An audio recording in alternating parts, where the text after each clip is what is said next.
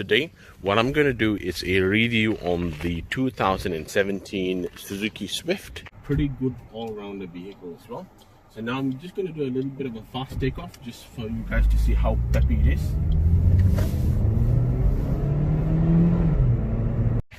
This is the base model of the Suzuki Swift. Alright, so I'll just go around the vehicle first, just so that you guys can see how the car actually looks. Alright guys, so the first thing we're going to do is we're going to start around the front of the vehicle. As you can see, it's got relatively large lights for a small vehicle. I'm going to turn on the lights and I'm going to show you guys what I mean. This is exactly what I mean. Look at the size of the light. This is my hand. This is my arm. This is like a forearm length light. The bonnet has now been propped up, and over here we have got a 1.4 liter Suzuki engine, and this one does output approximately 80 kilowatts if I'm not mistaken. I will update the details in terms of kilowatts and all other power outputs in the screen right here. Alright, without further ado, what I'm going to do is I am going to start the vehicle. However, it is a 4-cylinder vehicle, but it does have a V6 sound when you start it up. And let me demonstrate exactly what I mean. I'm going to give it a start up right now and have a listen.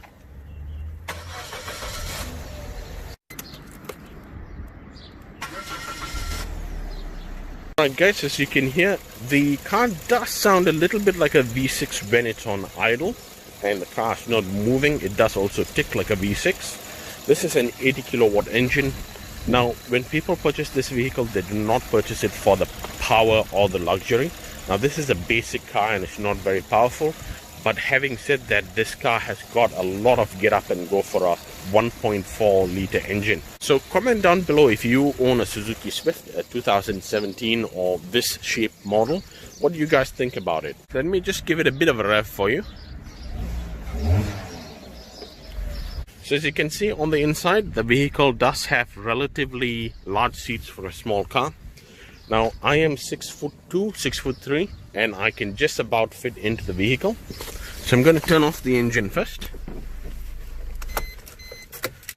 There is a little lever right down here which you can pull and you can adjust the steering. So when I first got into the car, it was like this. It was touching my knees. So what I can do is I can push it up, adjust the column back, and I can drive. The seat does go all the way back. That is as far back as it can go. But if you look on the back, you can see how little space there is there. So this vehicle is more suited for people who are not that tall, or suited for more people who are small sized. Now I'll show you what it looks like when you pull the seat forward. Alright guys, that's how it looks with the seat pulled forward all the way to the B pillar. Alright, when you put that, this is what you get at the back for your seating room.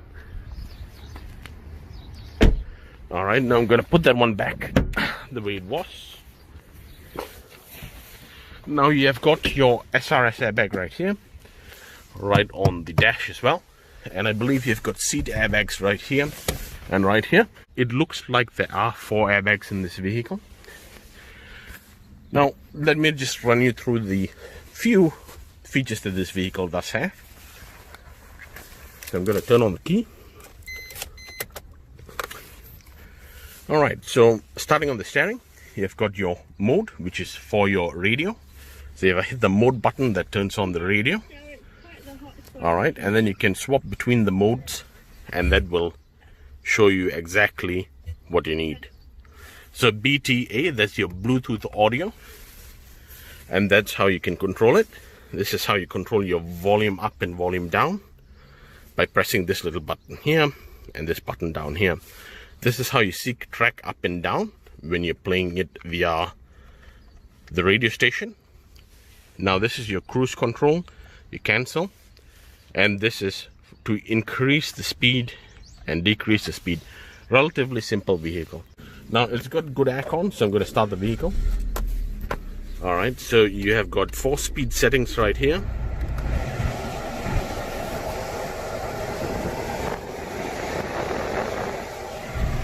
right, and then you have got your cool, medium, and your heat, and then you have got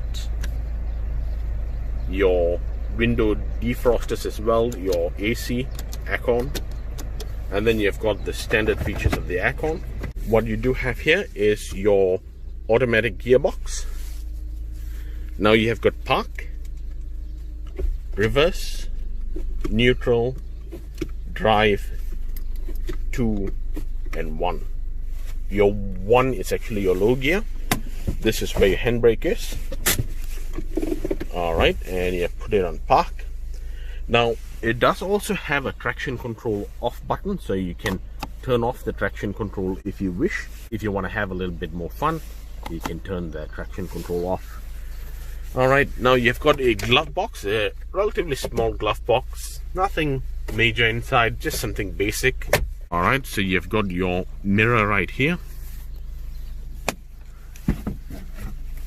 mirror right there. Yeah, there you go, that's your mirror right there. Dome lights, hazard lights. Alright, so now I'm at the rear end of the vehicle, as you can see. And these seats, I believe, can actually fold down. You've got a very small boot on the back as well. As you can see, that's a good idea for you guys. Do not have too much boot space, but it's functional. You can put in some shopping items in there. You've got a boot light right here. And what's inside here? That's your tire jack in there. And as you can see, the light is almost as long as from the back end of the vehicle to the door. I don't know what they were trying to do with this vehicle. They actually made the lights on this vehicle much bigger than they should have made it.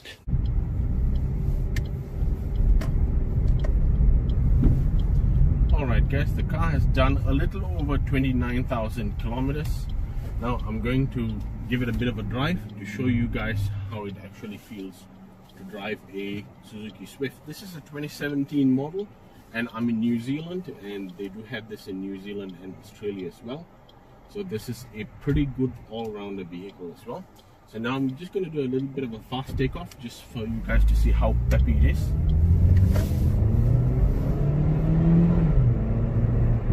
As you guys can see, it does do pretty well, but the steering recoil on the vehicle isn't the best, especially when you're going to take off like that. But as you can see, if you do need to take off in a hurry, the vehicle does really well. Now the steering does seem quite nice, but when you're going to recoil the steering, if you're going to take off like that, it's just not worth it. But the car still does do what it's supposed to do. Now I'm cruising at 40 kilometers an hour, just rumbling over a few train tracks. Alright, so I'm going to pick up the speed up to about 50. And as you can see, the car cruises along very nicely. And it does not feel like a very slow vehicle. It does drive very well. It's got a lot of pep to it. And there's a lot of get up and go to this vehicle. Now this is not like the olden days 1.4 liter engine where it takes you ages to get up to 50 kilometers an hour. In this vehicle you can get up to 50 kilometers an hour within maybe 3-4 seconds. Alright, just taking a little corner here. As you can see, the vehicle did take the corner around very well. It's just that I did not take off fast around the corner. I did just go around the corner as a car enthusiast would, and there's absolutely no issues. There's a lot of road noise on the vehicle though. Then again, because the vehicle is a relatively light vehicle, this is just over 1 ton, 1,025 kilograms, and you can actually hear a lot of road noise when you're driving this vehicle. Now this vehicle is very functional, and I would recommend that you buy it if you're looking for something quite cheap and functional to drive. The Suzuki Swift might be the way. However, I have not driven any Suzukis before, so Suzuki owners, let me know what you guys think about this vehicle. share your thoughts with other people as well, so that others can make an informed decision when buying a vehicle like this. If you want something small, reliable, easy to park and easy to use, this is a very seamless car to drive, and it does have a lot of get up and go. Now this brings me to the end of the car review. If you guys enjoyed this video, please like the video.